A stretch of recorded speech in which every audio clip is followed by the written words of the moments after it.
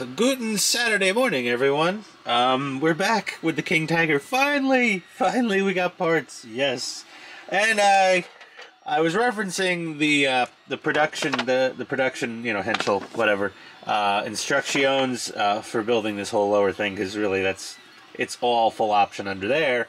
Yeah, we forgot to put the turret ring on, and it's got a couple little nubs to locate it, and there's no holes. So I go, damn it, there's no holes. All right, well, we got to figure this out. And I grabbed the one out of the static kit, and there's no damn holes in this one either. But then I noticed there's a slight little ghost of something there. There's indents for you to drill out. So let us explore together whether or not I think that. Come on, put your bets. Will it have the little almost holes in the bottom or not? Let's see. Indeedly-do, it does. Okay. Oh, thank God. I mean, I could have measured and just duplicated, but I didn't, I didn't want to have to go through that trouble. Oh, yeah. I love this drill bit. Boom! Right through. Nothing we love more than drilling holes in expensive model kits. Okay, so we're going to have to hog those out a little tiny bit to get the turret ring to fit fully. So we could paint this up later and, and glue it on. But yeah, she's going to go right there. And this was to mitigate the fact that the pre-production Porsche turret, whatever, created a shot trap due to the curve of the front of the turret had that curve, and it boom, you go right in. So they put this little collar in there to try to mitigate that problem. Apparently it was still too sucky for the German military at the time to want to use, so they said no. But that's why we're building this tank, because it kind of it existed sort of, but not in great numbers. We're gonna have one more on the planet. So there we go. We forgot to do that. Now we're at the point where cooking show time. Let's move everything aside. Okay, we're gonna get you out of the way. Jeez Louise, you're a little weighty. You go on a diet? Nope. Oh, don't lose this. Oh, dogs are barking, running around. Someone here? Is there somebody here? I don't think there's anybody here. The dogs just like to freak out because I don't know, they're weird. So we got parts. Let's get rid of this. Okay, here's the part where we need two manuals, both manuals. Get these out of the way also. Two manuals, and here's all the goodies. Here's our pre-production Porsche turret. There's the shot trap we were talking about, that roundness. We got a bunch of all my little accessories and photo etch bits and things. We've got, since we were ordering from Germany anyway, we got metal toe shackles, a metal MG, and a metal MG mount to make it look cooler. Here's the magic you've been waiting for. Look at this 3D printed beauty of a trunnion. So this was done by my engineer friend. I've test fit it into the lower part of the Porsche turret. I'm just going to say Porsche, it's easier. Pre-production, too many syllables. We got that. Got our Schumo barrel, early type, single piece. We've got our little muzzly brake, I think from DKL MRC. I'm not sure where. I don't remember where all the parts came from. It's been so long. And we've got to make it work with our Zimmerit ATAC barrel mantlet.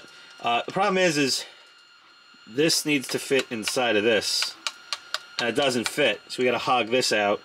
I checked it with the original kit part, and it too doesn't work. And my engineer mentioned that to me. He said no matter what, to make this thick enough to be strong enough, you're gonna have to hog out the inside of the mantlet. There was really no option around it because it had to be big enough for it to fit the barrel in, and it just it's a nice, perfect snug fit there. You just love me. You like watching this? It's silly. You get your minds out of the trash. So yeah, we got a bunch of work to do, and then as far as barrel elevation goes, see with the production one, the barrel elevation motor is right there, and then, you know, the actual, you know, mechanism would mount there. So everything's in the upper half of this turret, and that works just fine until you try to do what I'm doing, and then we have now moved that stuff to the lower part of the turret. So there's no accommodations in the Porsche turret for these things. I could try to make some out of pla, but then we have the problem of we're gonna have to put the barrel elevation in here and then put it down over the top of there, and then with the trunnion in the way, try to hook the thing on to make it move. I may visit that possibility. Other option is to just, when we have this thing in here, we just put something back here. We mount the barrel elevation here and make some sort of bell crank or something to attach it to here. We'll see. We're going to get to it. This is a learning experience for all of us here. But I'll be back with some progress or failures. One or the other. See you soon. Oh boy. Okay. Whew, that was a little dicey. We had to shave a lot of resin out of that mantlet from ATAC. But it's a slip fit. Okay, so it'll come off and on. So this is what we're left with, and just to compare, here's what you would do for the static Porsche turret. Is this setup right here? So we have them lined up. They are within a millimeter of each other, and just, you know, we could just push this in a tiny bit more. But yeah, that is the sketchiest part of this whole thing, was gutting out that piece of resin to that level. Now I think we're gonna hop back to the production instructions for figuring out, I'm sorry, we're out of frame. We're gonna hop back to the production stuff for figuring out how to mount up all these things. Also, once this is closed up, you're gonna have almost no access to the inside of this thing. So I gotta put my little periscopes in now, I think. I don't like doing that ahead of time. It's annoying, but whatever. We could paint them. We could paint them in situ or something like that. But we have to get those in soon. And yeah, we'll see. We're gonna start getting the barrel in here, and we've got some special, because this Schumo barrel, it's expecting like the static tank, I guess. Let me see. Yeah, it's expecting you to be building the static tank. So yeah, it doesn't have any accommodations for barrel recoil. So on top of having to have this thing made up just to fit in the damn Porsche turret, we also had to have these bits made up by my engineering friend to adapt this fella with a screw hole. And there's some other thing here, and this, and then the recoil thing will pull back on this little metal tab, and that's how we're gonna get our recoil. That's it. There you go. And it's all drilled out, bored out for the light unit. And yeah, it's really, come on, the guy's a hero. He's a hero. He's doing the best work. The fans are doing the best work. Well, most of the time, the fans are doing the best work. Not always. Sometimes. There was a horror story the other day. I won't get into that one. But yeah, thank God I don't collect Star Wars toys. We got a couple other little screws that he sent along with this. So, you know, yeah, engineer on speed dial. If I need to know, I think we just shoe glue this aluminum contraption together. Really, that's it. So yeah, here we go. And then this doesn't, yeah, see, this doesn't fit with this. We'd have to unscrew this, and then we can slide this whole thing in one piece. Okay, got it. I think I got it figured out. Okay. He didn't send instructions because this isn't really a kit. He was just helping me out. It's my job to figure out how to make it fit. Be right back. Okay, it's been about 2:40. Jeez. Okay, it's been quite a few hours here. We had to come up with a way to mount the barrel elevation unit, not underneath the top side of the turret, but on the bottom side. So with our 3D print, we chopped up this piece of metal that we're not going to use from the full option tank. We put the mount right there, screwed it in to the plow, to the 3D printing, and then we needed a way to put the tension spring on, because it hangs from the ceiling of the production turret. So I wanted to get it up as high as I could while still being able to close the turret. So we just used some sprues and some bits of plastic and used the bracket and just drilled some holes and glued it and screwed it down and glue it and screw it. That's what they say on the home improvement shows, right? Glue it and screw it. So I had to clearance the elevation assembly a tiny bit, but yeah, she goes together. Also, those screws are in a spot that runs right over the upper hull rollers for the turret. So I had to countersink these and use flatheads, and those don't care. They're not in the way of anything. Neither is that or that. So that's where we're at. Quite a bit of surgery. But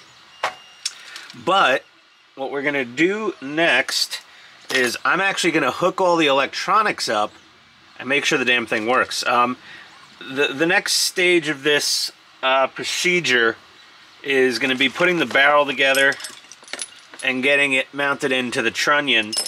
Once that's done, once we have it test fit, basically the way it'll work is you'll slide the whole barrel and everything right through the front, right through the front of here. You'll slide the whole thing through, and then you'll just press fit on your little mantlet, and it'll hold fine. You know, well, it's a press fit right now. It's not doing anything once the tank is built. So there we go. Oh, it's a perfect press fit. I did well. So, oh boy, this was the part that was stressing me out. Figuring this out. Figuring out how to get a full option guts, and I wanted it to be all Tamiya. I just wanted it to be all Tamiya. This way, if I have a problem with this or I have a problem with that, I could just get stock parts. And everything is just mounted very simply. We kept everything very simple. This, you may look and go, it's not very, it's pretty damn rigid. I could have run the gusset all the way up and then made it long, you know, deep, whatever. This is plenty. There's not a lot of tension on that spring. So it's just there to assist with the weight of the whole thing. But yeah, what do you think? Not bad. Not bad. Barry, hi. He'll be doing the same thing as me. There's only 2 of these sets made for us to do these Porsche King Tigers, but there is hope. This is an STL file. I may be able to get it and print some more of these. But yeah, pretty sweet. Actually, my 3D printer's humming away right now. So there we go. I don't think this will be the end. I want you to see this thing with the barrel and the electronics test, and that'll be the end of this episode. And then we have to just do grunt work, painting and zimmeriting and track painting and stowage painting and all this other stuff. But this is gonna be super epic, I'm pretty sure. And it's clean. It's nice. I like it. It doesn't look super duper hacked together. Just a wee bit hacked together. I tried to keep it looking like someone looks at this, they go, I didn't know they made that full option, but you know, they didn't. This is the only dead giveaway, is the 3D printed mantlet. But I'm not gonna go unbuttoning the lid of the turret to be showing off to people. This will be my showing off. Okay, I'm just doing some more close-ups for the one other poor bastard on the forums that's gonna go through this nightmare at some point in the near future. There we go. That's it. I'll be right back. Well, I won't be right back. I'm gonna have lunch, play with the dogs, and then I'll be right back down here to do this whole barrel thingy bobber. I gotta steal my wife's super glue first. She will not be happy. Don't tell the wife. Bye. Mr. Push, she vex. Dudes, okay, ladies, everybody, gentlemen, people of all, whatever. Here we go. We have this big weight that came with, I think, the static model. No, it came with the full option. Like, they want you to, like, put it here to, like, weigh the back of the barrel down. We may actually, we're all snugged up here. So they give you this big metal thing to weigh the barrel, to weigh the the turret down because of all of the gun coming out of the front of this thing. We might need it right there on top of this recoil thing. But either way, you don't care about that. What you do care about, I think we're gonna have to zoom in a bit. Okay. Oh, radio's not on. That would help, dummy.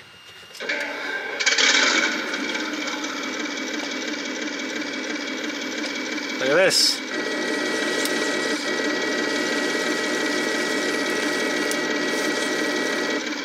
Yeah.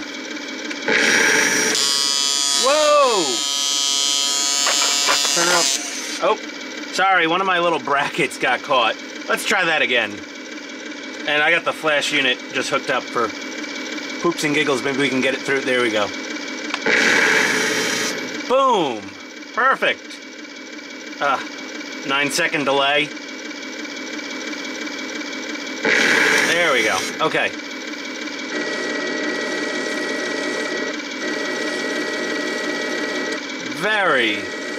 Very not bad. So this does have the slipper clutch gear in it, and I forgot to swap it out. So I'm gonna have to, I just popped this out. It's just 2 screws, 2 nuts, and this comes right out for serviceability, which is what I wanted. I didn't want it to be some like impossible to deal with thing. So we're gonna put in a solid gear from the Tamiya 6-speed transmission. But success. We have turret, elevation, and barrel recoil. The 3 pieces of the barrel are gluing together right now with some super duper sort of cementy stuff. Shoe goo is fine, but my wife had this, and it's pretty much just shoe goo. It's the same damn thing. Yeah, I don't know. Whatever. Made in China? Probably. Who knows?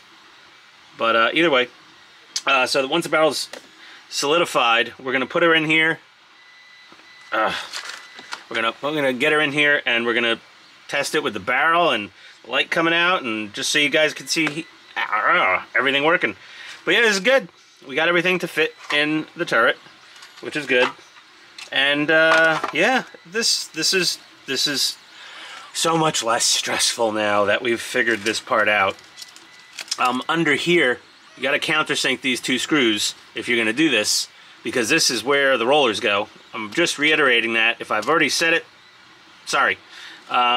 This shouldn't be in the way, because I think there's plenty of clearance. Little wheelie rollers hold those up out of the way. But yeah, oof, man, this should be fun. Okay, well, that's that. We'll be back with something else. We're not done yet today. Well, we might be done yet. We'll see. Either goodbye or be right back. We're back quickly here for a test. One of my friends was concerned about the screws I put in the bottom of the turret causing clearance issues, but it works just fine. Okay. And then obviously that's working much better now. We got the solid gear in there from the 6-speed transmission. The power switch. There we go. So yeah, there we go. Hell, I mean, oh, we got to disconnect all these wires and pull that guy out of there. We can just tuck these in here for a second. I still got to figure out wire management. There's a little, it looks like a little tiny bit tricky with the, there we go. She's getting there. Turret ring fits, turret rotates, barrel elevates and depresses, recoil goes. Yeah! 2 thumbs up. All right, we'll be right back. Okay, everybody, we're back. And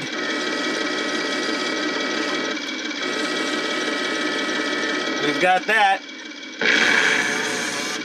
Let me turn the brake so you can see. Sometimes the camera doesn't always get. Come on. 8, 9. Fire! It works! It works! It's all working! Even my engineer friend was shocked it all worked. And I said, well, you didn't have faith in me. He's like, I was worried my parts wouldn't work. But they worked a treat. They worked lovely. We just had the muzzle brake just fitted on there. This mantlet shroud doohickey. Again, it's just a press fit on there. And then this whole thing can slide right off. So if you can pull this off, and then this could probably, the hole in this thing, I hogged it out a bit because it was never designed originally with barrel elevation, so you have to kind of open her up a little.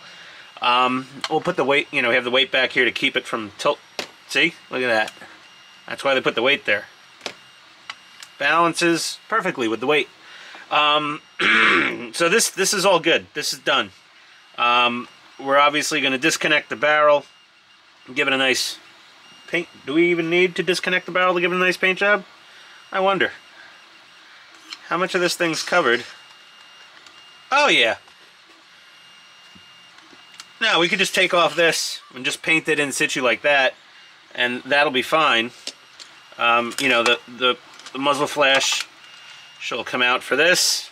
But yeah, there we go. There you have it. There it is. There you go. There you know it. That is a massively long barrel. This tank is going to be one of my favorites when it's done. It is going to be so sweet. Thank you very much to my engineer friend Daryl for making the trunnion, the barrel extension tubes. He machined those, lathed and milled, and all the good machiny words.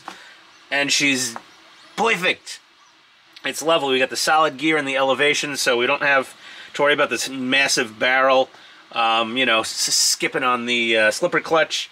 And we're just gonna get building on the rear hatch. Now, on the production turret, they stuffed the power switch in here. The way this tank is built and the height of the turret above the upper hull, we got to figure out some other way. So we're gonna make this rear Zimmerity hatch.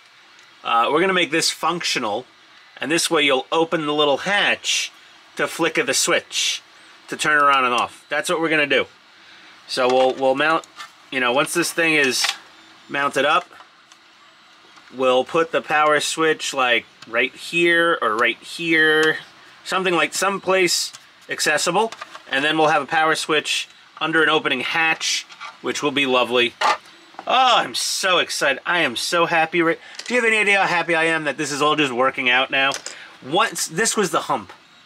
Once we got the whole elevation and recoil thing figured out, and this is solid as a rock. My little tension spring mount. This is perfect. And it's operating basically straight tension. There's not much side-to-side forces on it. So yeah, that should hold up perfectly fine. We used the plastic weld on it. Look at how yeah, you really need that weight on there. Perfect. We saw the thing that the turret rotates properly. There's no binding. It's lovely. So back to like normal tank work now. Now that we've, it wasn't even a night. The nightmare was waiting and anticipation of whether or not this would work. But it worked. I'm happy. We're good. We're ending right here. And I'll see you next time, everybody, with a whole lot more progress on the What If tank, Porsche, King Tiger, pre-production, what have you, zombie tank, Frankentank. Frankentank? Did I call it Frankentank or Frankentiger? I think I'm using Frankentiger and Frankentank sometimes. Either way, adios. Thanks for watching. Thanks for subscribing. It really helps. My self-esteem, I guess, more than anything, because we're not monetized, but one of these days, it'll pay for beer. Maybe. All right, see you next time, everybody.